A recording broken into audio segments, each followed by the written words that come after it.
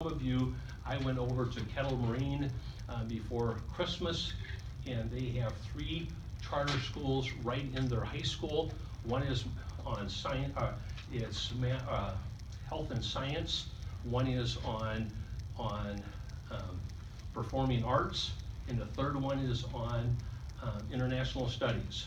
And they have a phenomenal program, one that we certainly can have as well. And I'm not saying that we don't have great things happening at Pathways as well, but their program is more spelled out as to what their goals are in each particular area.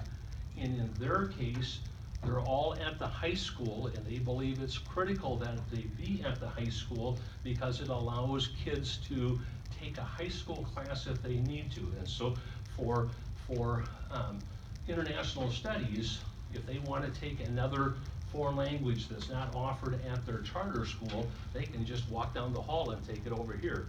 Or for the math class, if they don't have enough critical maths to take this kind of math, then they can enroll in another math class over here.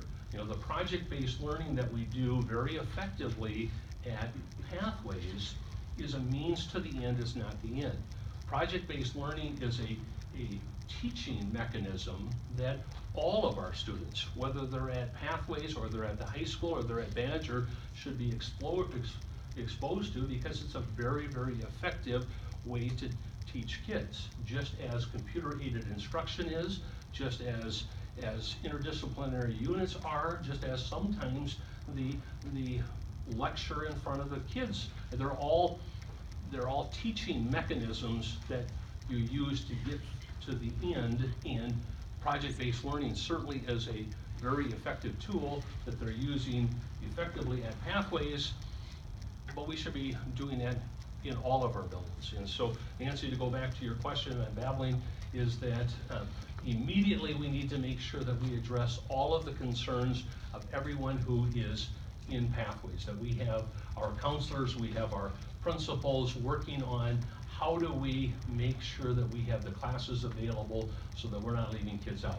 That's the first part. But the second part is they went, some of them, not all of them, some of them went to Pathways because they felt that was a great environment for them to have a different educational setting.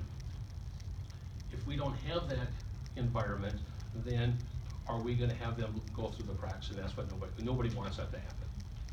Do we have location space at Badger at the high school? I've been based on we'll have to have two things happen. Based on conversations with Mr. Ross, we could make that happen either at the high school or at Badger. Yeah, we're going to have to redo some things. And it's because it's, in order to have an effective charter school, it's not just taking a classroom and say, you know, this 1,000 square foot is now, you need to do some things that provide for a different learning environment. And so it's going to require some time and effort, but I believe the space is available, especially as we have looked at some declining enrollments going forward, that we can utilize some of the space that's currently over there. The current location is absolutely